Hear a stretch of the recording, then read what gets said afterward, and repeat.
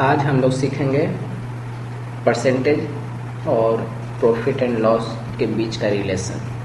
तो चलिए सबसे पहले परसेंटेज के बारे में थोड़ा सा जान लेते हैं। पहले भी मैं वीडियो में बता चुका हूँ, आज थोड़ा सा उसे रिवाइज कर देता हूँ और उसे लिंक करूँगा मैं प्रॉफिट एंड लॉस से।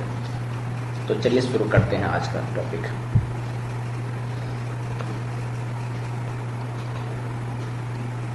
ये हो गया परसेंटेज। अब सपोज कीजिए ये 100 है, इसे मान लेते हैं कि ये इनिशियल है। इस पर कितना इंक्रीज हुआ? 10% इंक्रीज हुआ, तो कितना हो गया? 1110। फिर इस पर हो गया 10% इंक्रीज हुआ, तो अब कितना हो जाएगा? 121।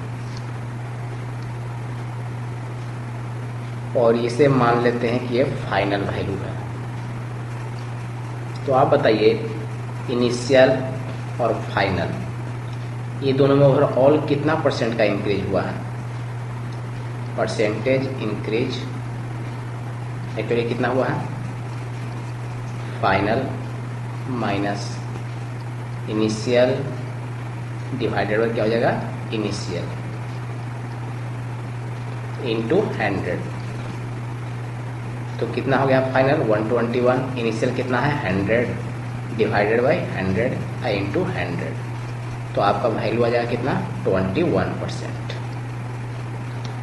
तो इस एग्जाम्पल को बताने के पीछे मेरा उद्देश्य सिर्फ ये है कि जैसे कि 10% इंक्रीज होता है, 10% फिर से इंक्रीज होता है, तो it is not equal to 20%। That is 10% increase plus 10% increase is not equal to 20% increase। ये कॉन्सेप्ट सिखाने के लिए ही आपको ऐसा एग्जाम्पल मैंने दिया। अब एक्चुअली जो हमारा आया है वैल्यू ये 21%, ये 21% जो आया है इसके लिए क्या करना पड़ेगा? तो इसके लिए करना पड़ेगा कि एक्चुअली देखिए यहाँ पर कितना है? फर्स्ट इंक्रीज है 10%, सेकेंड इंक्रीज भी है 10%, तो टोटल हुआ 20%, लेकिन उससे एक ज़्यादा है। तो इसलिए ऐसा हम लिखेंगे net percentage increase equal to 10% plus 10% plus 10 into 10/100 equal to 21%।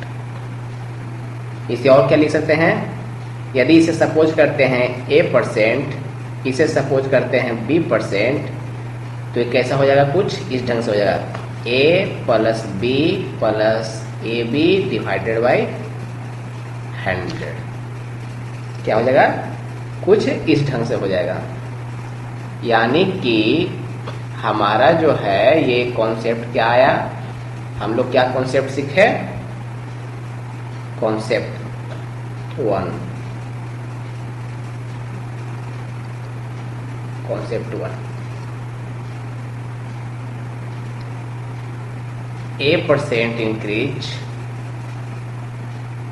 and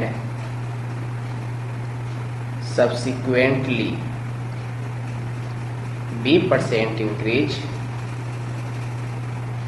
तो क्या हो जाएगा? नेट परसेंटेज इंक्रीज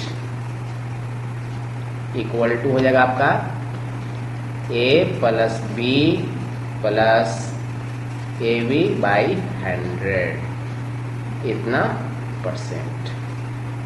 ये हमारा कॉन्सेप्ट हुआ first. Second concept A% increase and subsequently B% increase, तो net percentage increase is not equal to A plus B%। Example के लिए आप ऊपर देख सकते हैं। तो आज ये दो कॉन्सेप्ट हैं। नेक्स्ट कॉन्सेप्ट चलते हैं। इन केस ऑफ रिडक्शन, अब क्या चलेंगे इन केस ऑफ रिडक्शन। तो चलिए रिडक्शन पर पहले सिलेक्ट करते हैं। अब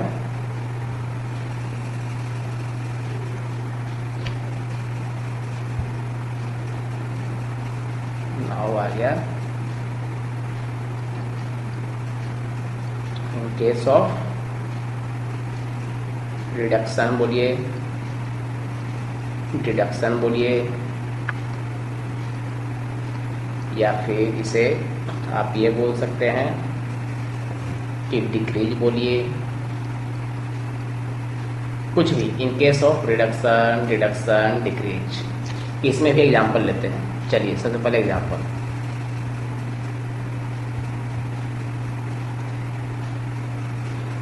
लेते हैं। 100 है 100, ये क्या हो गया आपका इनिशियल। यहाँ पर क्या हो गया है 10% डिक्रीज हुआ है, तो वैल्यू कितना आ जाएगा 90। फिर गया है 10% डिक्रीज हुआ है, तो अब वैल्यू कितना आ जाएगा 81। इसे सपोज करते हैं ये फाइनल वैल्यू है। तो अब आप ये देखिए इनिशियल और फाइनल, इसमें परसेंटेज डिक्रीज कितना हुआ 100 minus 81 divided by 100 into 100 equal to 19%।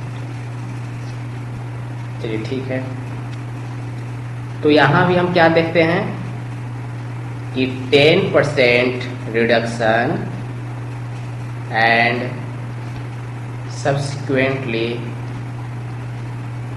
मतलब कि सेकेंड टाइम ही 10% reduction is not equal to 20% reduction. ठीक है।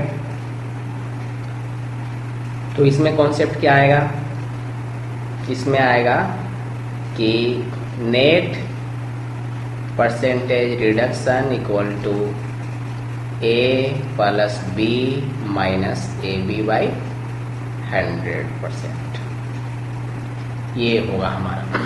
अब चलिए इसी को कंबाइन करते हैं। Overall conclusion,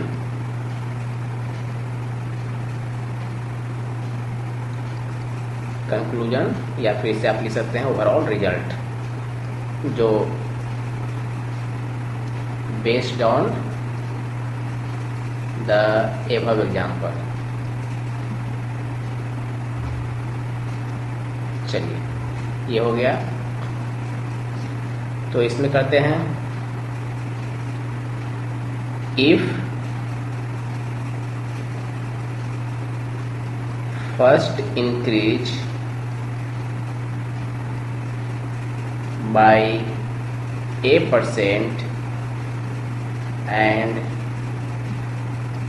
again second increase by B%, then net percentage increase will be A plus B plus A cross B divided by 100%। First हो गया। Second, if first decrease by A% and again second decrease by B%, then net percentage decrease will be A plus B minus A cross B divided by 100 ये हो गया percentage. तो percentage का जो ये formula है इसका हम लोग उपयोग करेंगे प्रॉफिट एंड लॉस में। तो परसेंटेज का जो भी बेसिक कॉन्सेप्ट था वो मैं आपको बता चुका हूँ। अब चलते हैं प्रॉफिट और लॉस की ओर और रिलेट करते हैं इसे परसेंटेज के टर्म में, देखते हैं परसेंटेज के टर्म में ही। चलिए शुरू करते हैं।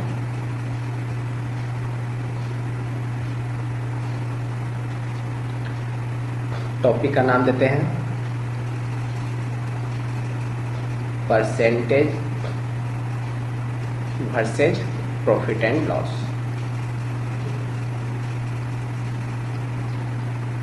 चलिए ये टॉपिक शुरू करते हैं।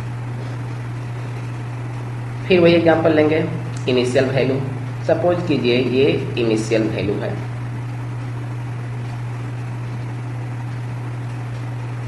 समझे, इनिशियल वैल्यू है, इसे आई लेते हैं, आई सपोज करते हैं। इस पर इंक्रीज हुआ कितना से, 10% से, तो एक फाइनल वैल्यू आएगा और ये होगा आपका एफ सपोज करते हैं। इनिशियल वैल्यू सपोज करते हैं 100 है, केस 1 100 है, 10% इंक्रीज हुआ तो फाइनल वैल्यू हो गया 110। केस 2 100 है, यहाँ पर 10% डिक्रीज हुआ तो फाइनल वैल्यू हो गया 90। अब स्टडी करते हैं केस 1 और केस 2 को। चलिए अब सबसे पहले केस 1 देखते हैं, स्टडी ऑफ केस 1। केस 1 के केस में क्या है, इनिशियल वैल्यू है, फिर फाइनल वैल्यू है। यहाँ पर आपका 100 है, 10% इंक्रीज हुआ है, ये फाइनल वैल्यू 110 हो गया। ये जो इनिशियल वैल्यू है इसी को बोलते हैं cost price in terms of profit and loss।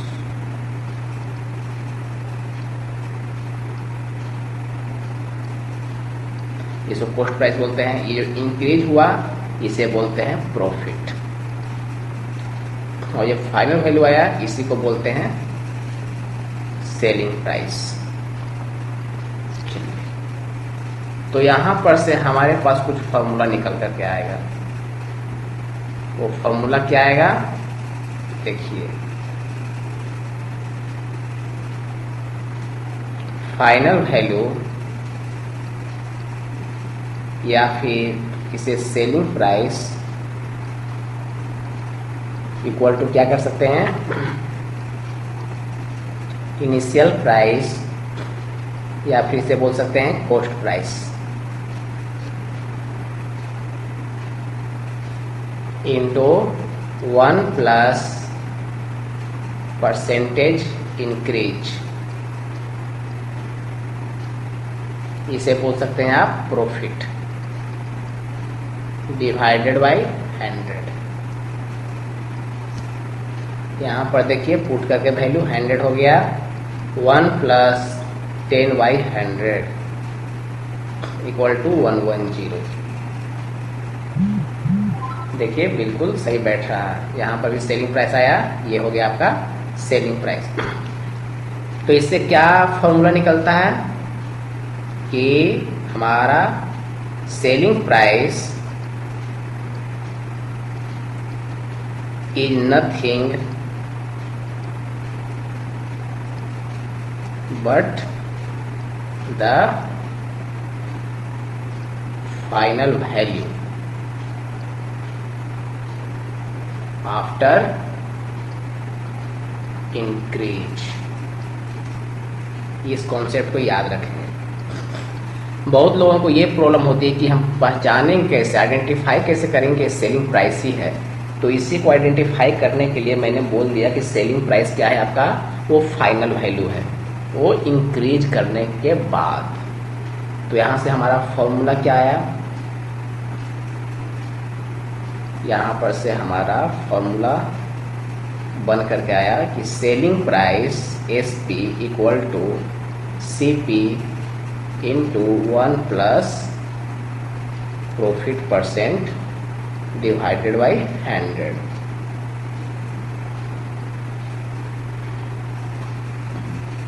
ये हो गया। अब चलते हैं केस 2 को स्टडी करने। Case 2,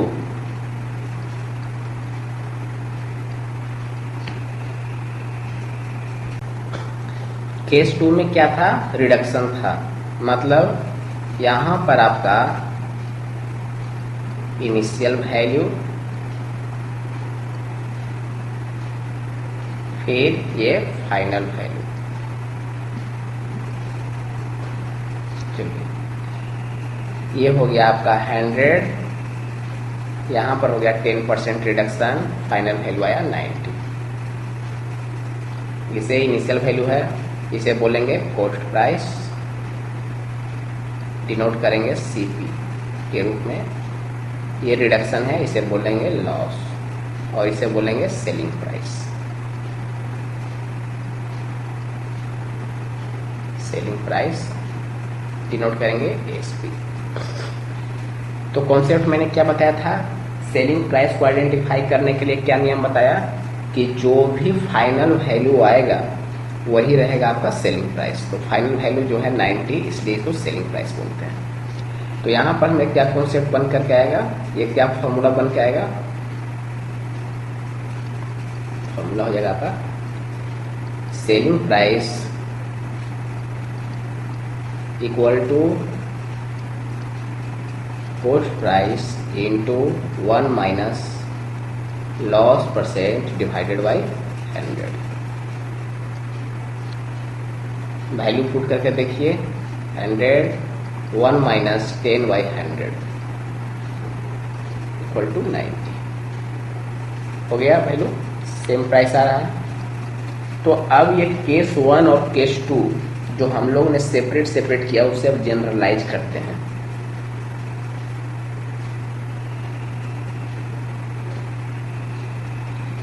in general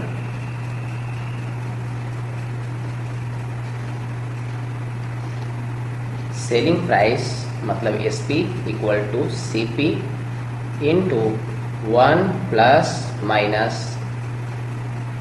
profit loss divided by 100 into 100। ये किस में रहेगा, प्रॉफिट लॉस, इसे परसेंटेज लिख दीजिए। चलिए, अब यहाँ पर क्या रहेगा हमारे पास, हमारे पास यहाँ पर रहेगा कि जो यूज करेंगे हम किसको, ये प्लस जो है ये प्रॉफिट के लिए यूज होगा, और ये जो है लॉस के लिए यूज होगा। If profit then use plus sign, if loss then use minus sign। चलिए, ये हो गया, इसे हम जनरल कर दिए। अब चलिए आगे चलते हैं। ये हो गया आपका general.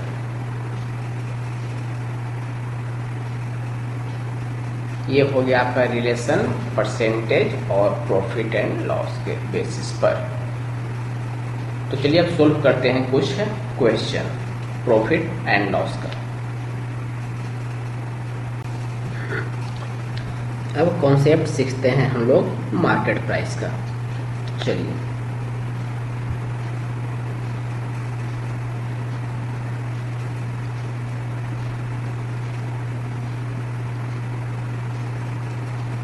Concept of market price.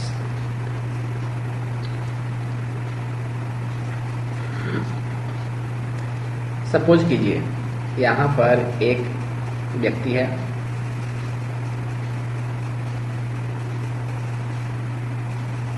ये क्या है, शॉपकीपर है।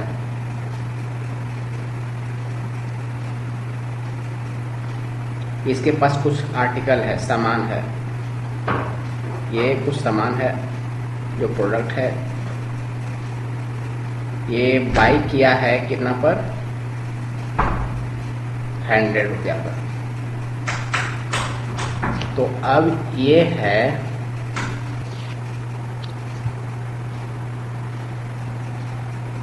तो ये बाई किया है 100 रुपये पर, ठीक है।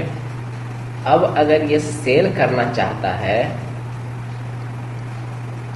तो ये क्या करेगा, दाम को, प्राइस को क्या करेगा, इंक्रीज करेगा, प्राइस को इंक्रीज करेगा। तो ये जो इंक्रीज्ड प्राइस है, इंक्रीज्ड प्राइस, इसी को बोलते हैं market price. Market price short form में एमपी। तो इसका पहले कॉन्सेप्ट सीख लेते हैं कैसे होता है। कोई प्रोडक्ट है 100 रुपये में है, ये हो गया सीपी फॉर शॉपकीपर। इसे 10% प्राइस इंक्रीज किया तो वैल्यू आया 1110 रुपये। ये 1110 रुपये क्या कहलाएगा, मार्केट प्राइस।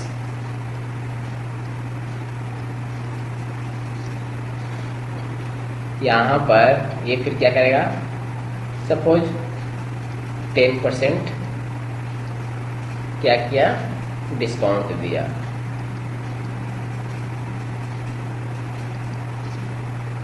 तो वैल्यू आएगा इसका कितना, 99 रुपये। तो ये जो 99 रुपये हुआ, ये हो गया selling price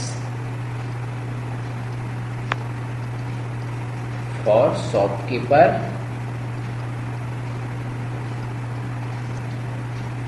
and cost price for buyer. मतलब क्या हो गया कि selling price for shopkeeper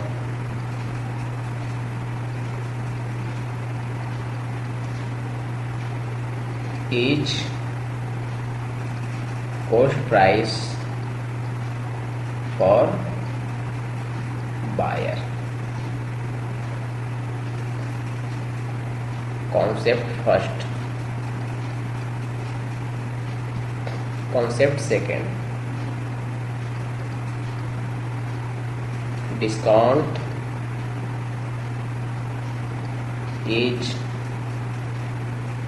always calculated on market price।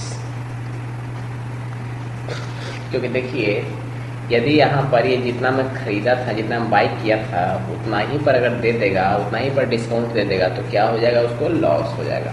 तो कोई भी अपना लॉस क्यों करना चाहेगा, इसलिए डिस्काउंट क्या होता है, always calculated on market price. अब concept 3,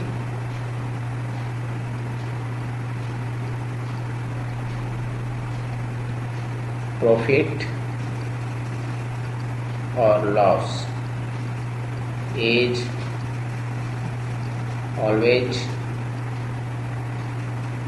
calculated on cost price, on cost price. ये हो गया। चलिए, हमारे पास जो ये 3 कॉन्सेप्ट है, यही पूरा आपका प्रॉफिट एंड लॉस में यूज होगा। इसके अलावा प्रॉफिट एंड लॉस में और किसी भी कॉन्सेप्ट की आपको ज़रूरत नहीं पड़ेगी। तो आज कॉन्सेप्ट सिर्फ बताए हैं और नेक्स्ट वीडियो में आपको इस पर बेस्ड क्वेश्चंस कराएंगे। चलिए, तो नेक्स्ट वीडियो का इंतज़ार कीजिए। धन्यवाद।